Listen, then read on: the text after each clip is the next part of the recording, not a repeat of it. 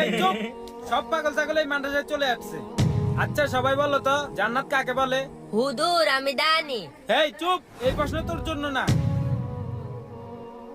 আচ্ছা শোনো, কালকে আসার সময় জান্নাতের মাটি নিয়ে চলে আসবা। তোমাদের মধ্যে কে কে জান্নাতের মাটি নিয়ে আসছো? হুজুর, জান্নাত তো এখানে না, জান্নাত তো আসমানে, মাটি কিভাবে আনবো? হ্যাঁ হ্যাঁ, সত্য কথা। এই রাজু, হুজুর, জান্নাতের মাটি তো মৃত্যুর পরে পাওয়া যায়। হুজুর আমি নিয়ে আসছি।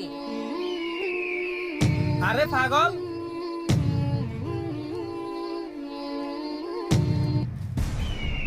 আরে পাগল, এগুলা কি নিয়ে আইছিস তুই? হুজুর আমার মা বলতে দিল আমার মায়ের পায়ের নিচ থেকে আমি মাটি নিয়ে আসছি।